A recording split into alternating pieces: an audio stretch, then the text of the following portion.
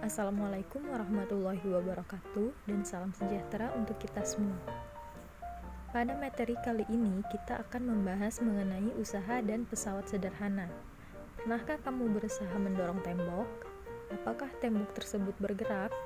Meskipun kamu merasa lelah dan berkeringat, namun saat kamu mendorong tembok tersebut dikatakan bahwa kamu tidak melakukan usaha sama sekali atau usahanya bernilai nol. Mengapa demikian? Semakin besar gaya yang digunakan untuk memindahkan benda, maka semakin besar pula usaha yang dilakukan. Semakin besar perpindahan benda, maka semakin besar pula usaha yang dilakukan. Berdasarkan pernyataan tersebut, dapat disimpulkan bahwa besarnya usaha atau W ditentukan oleh besar gaya yang diberikan pada benda atau F dan besar perpindahannya atau delta S. Secara matematis dapat dituliskan rumus sebagai berikut, yaitu W sama dengan F dikali delta S, di mana W sama dengan usaha atau bersatuan Joule, F sama dengan gaya, satuan Newton, delta S sama dengan perpindahan, satuan meter. Selanjutnya yaitu pesawat sederhana. Pesawat merupakan alat bantu yang digunakan untuk mempermudah dan mempercepat melakukan kerja atau usaha. Sedangkan pesawat sederhana merupakan pesawat yang dirancang dengan bahan sederhana. Pada pesawat sederhana terdapat jenis-jenis pesawat sederhana dan contoh yang ada di sekitarmu. Yang pertama yaitu tuas. Tuas merupakan pesawat sederhana yang mampu melipat gandakan gaya. Seperti yang dilihat pada gambar dapat dirumuskan sebagai berikut, yaitu W dikali LB sama dengan F dikali LK. Semakin panjang lengan kuasa, maka semakin kecil gaya kuasa. Adapun keuntungan mekanisnya dapat dirumuskan sebagai berikut, yaitu W dibagi F sama dengan LK dibagi LB. Semakin panjang lengan kuasa, maka semakin besar keuntungan mekanis dan semakin mudah pekerjaan dilakukan. Adapun bagian-bagian tuas yaitu TB adalah titik beban, TT adalah titik tumpu, TK adalah titik kuasa, W adalah beban, F adalah gaya kuasa, LB adalah lengan beban, dan LK adalah lengan kuasa. Selanjutnya yaitu jenis-jenis tuas.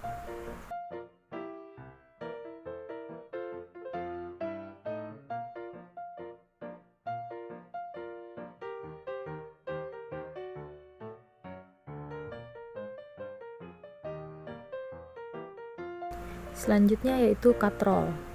Yang pertama, sistem katrol dengan rumus Km sama dengan WB dibagi FK sama dengan 2FK dibagi FK sama dengan 2. Yang kedua yaitu katrol tetap dengan rumus Km sama dengan WB dibagi FK sama dengan 1.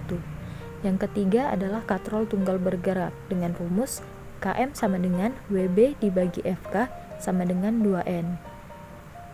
Di mana Km adalah keuntungan mekanik, WB adalah gaya berat beban, FK adalah gaya kuasa, dan N kecil adalah jumlah katrol setiap blok atau jumlah penggal tali penghubung katrol setiap blok. Bidang miring merupakan bidang datar yang diletakkan miring atau membentuk sudut tertentu sehingga dapat memperkecil gaya kuasa. Contoh penerapan bidang miring adalah tangga, skrup, dan pisau. Selanjutnya yaitu bidang miring. Seperti yang dilihat pada gambar dapat dirumuskan sebagai berikut, yaitu Km sama dengan W dibagi F sama dengan I dibagi H.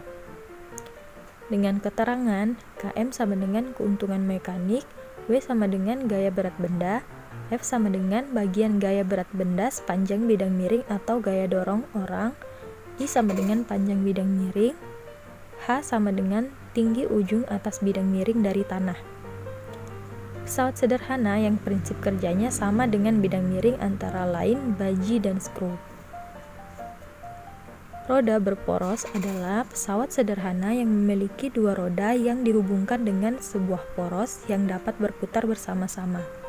Roda berporos ditemukan pada roda sepeda, kursi roda mobil, roda kendaraan bermotor, dan sepeda roda. Selanjutnya, prinsip kerja pesawat sederhana pada sistem gerak pada manusia. Selain pada peralatan yang biasa kamu gunakan pada kehidupan sehari-hari tersebut, prinsip pesawat sederhana juga ada yang berlaku pada struktur otot dan rangka manusia. Pada saat mengangkat barbel, telapak tangan yang menggenggam barbel berperan sebagai gaya beban. Titik tumpu berada pada siku atau sendi di antara lengan atas lengan dan lengan bawah. Dan kuasanya adalah lengan bawah. Titik tumpu berada di antara lengan beban dan kuasa. Oleh karena itu, lengan disebut sebagai pesawat sederhana pengungkit jenis ketiga.